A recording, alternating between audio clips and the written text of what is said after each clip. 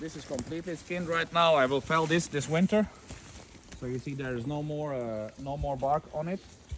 This is sealed right there, and you can see in the places where I have removed this sealant that the pine did, it already started to dry. You can see even on a standing tree already a drying cracks. Yeah, cracking. Like a checking, like it's already dry here. Nice. So, and you can see that it's almost dead. You see?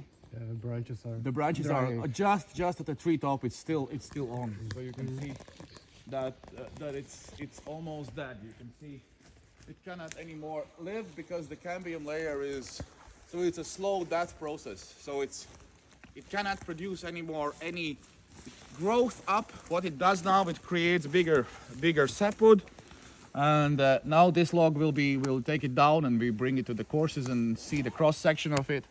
Basically, this prepared log you can put straight down on the ground. It will never rot because it doesn't attract any moisture. So all this pine resin, as I told you, when the years will go, it will turn into more and more harder and harder,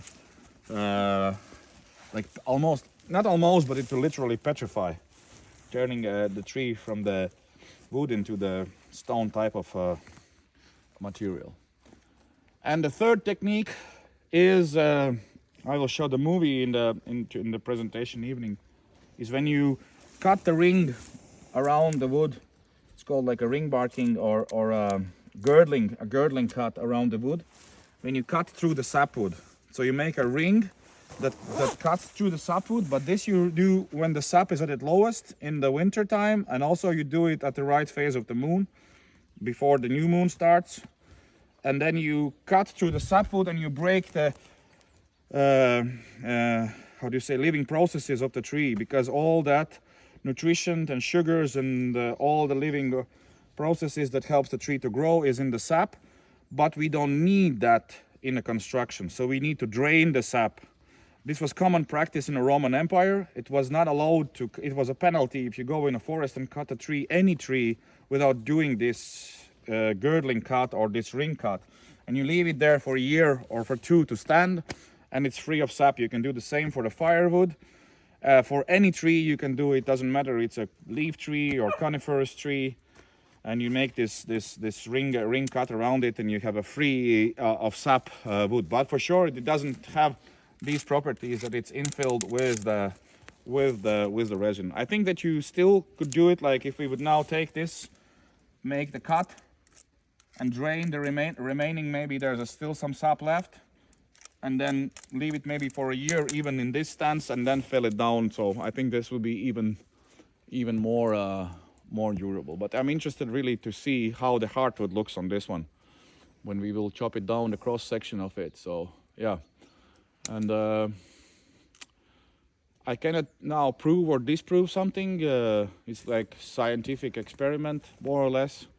The theories are different about these injury processes, but most of the knowledge have been lost during the plague or Black Death in Europe, because a lot of people died together with the inheritance of the knowledge and the skills. But now it's a little bit like a rediscovering these type of forestry. But I have known guys who restored the stave churches in Norway, and they told that all the trees or the pine trees are full of like the sap. Yeah, it is called a Pinus sylvine. The pine resin in the chemical Latin name it's called a Pinus sylvine. Is that sealant that goes there. So here you can see very clearly, like up there, that it pushes out the sugars. This is draining the sugars. These are the sugars on the outside, and it pushes out the sugars, this sticky substance right there, and then it infills the pores with the pine resin. So it has to replace the sugar and the water with this thing, and it closes the pores.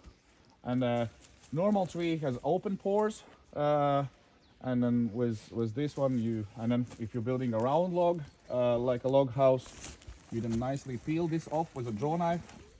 And then also where it's important to peel with a draw knives, not with the sanders, or also afterwards finishing the outside of the log cabin or the frame with a hand planing or with an axe, because when you cut it with a sharp tool, you close the pores as well.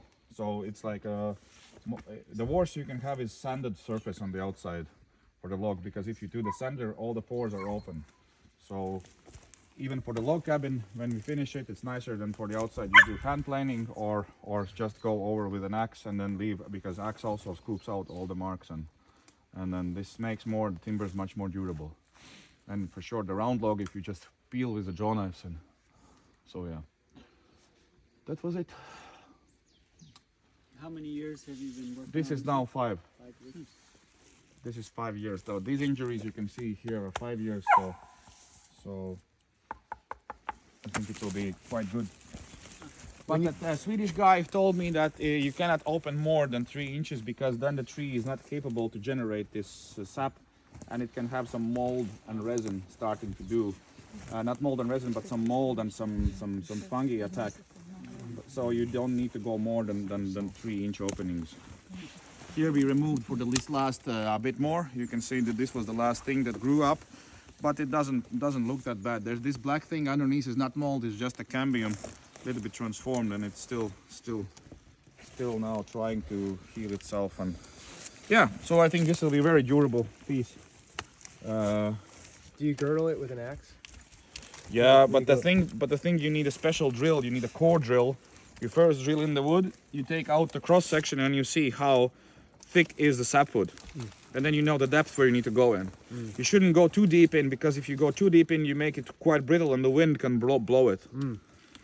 And then for sure, if you have you can also do the same with a chainsaw. Just you need to like make a mark on the blade how deep you need to go around. The same you can do for the firewood as well. You just make that girdling cut. How does the strips compare? I've seen other ones where it's just like little patches up. The patches up are for the sugars to escape. This is also the ring barking would be a technique when you do it around, and then you do a small patches all around the tree for the sugars where to escape, like you can see here. Okay. Not only that it drains through the sap, but it also will then come out through those patches. So that's not a replacement for doing the strips. Yeah, but this with the strips you have a fully impregnated outer layers. But if you would now take a sawmill and cut it into the beam, then it's not worth it. So it's better to use this technique when you're building a log house, and then you leave these 2 sides. As I told you, for the log house you would need to injure it only from 2 sides, because then you cut off these sides. And then when doing that, you would always look at the crown as well. So I know that in the log house my tree will go with the crown up, then I would injure only these 2 sides. You would look at the tree, like these ones I will not injure, because these will going flat, and then I want only my bottom part and top part where it would still be visible. So yeah, and if you apply all these things, you apply the moon, you apply this injury, you apply this, you will have a very good quality timber. As I told you, the worst, we can go down back. I have these examples of the pine tree that is not felled in the right time of the moon. It's useless. It's heavy, it molds. I can show you there's a couple pieces outside. It's just even a bad firewood. It even burns shitty. Yeah. Can you feel the difference when you're working on a tree that's gone through this process? Like, is it noticeably harder to tool, or Yes, it will be definitely like there's noticeably an harder. outer casing almost? Or? Yeah, so that as well you can feel it when you're already working with a seasoned pine tree where the resin has already been inside, Right. and you need to cut through that resin. It's really like starting to sculpting like a stone. How deep in does that fat wood layer go? About an inch. An inch. Wow. Yeah, so if you want to make a timber frame, then this would not be, if you want to have only the beams, then this is not common to use this technique. For So- timber framing, you would then just drain the sap. Just do the ring bar. Drain the ring barking, leave it for 1-2 years, and then do the patches where the sugars escape, so you have a sap-free firewood. Not firewood, but sap-free timber. Well, some of the stuff I've made probably would turn into firewood. Yeah. Additional. Yeah, Additional firewood. Additional firewood, yeah. As my friend says, again, you're building these houses from this firewood. Jacob, how old are these trees, the big ones? The big ones, like their ones, these big ones are about 100 a year. This is about 80. This could be about 80 years old, yes. Yeah, and then you see also where the branches will start. These parts would not be used for the construction, because back in the day everything was done by hand and by axes, and they didn't want just to go and then hew something through those knots. Yeah, the big branches or even the little ones. Yeah, I would say maybe they would still be used until this living branch starts over there. Maybe Yeah. this 1, 2, 3. Yeah. You would take them off, and ones, then and then for sure you would choose the pine trees that have like the most nicer and tallest area free of knots. Like on that pine tree, then yes, up to there, but you need to leave them. Yeah, on this one, you can see this is nice. And for sure, this one you will fell down and then fell down there on the slope, cut off the treetop and let it drain, and then come all in the spring and then cut off the top limbs off. And all that top part where these big limbs, it's all firewood. You wouldn't use, it's very brittle as well where these branches are coming. If you would like to use for long spans, the pine, you would never choose the part where there's a lot of these limbs. It's very brittle there. Okay, let's go home.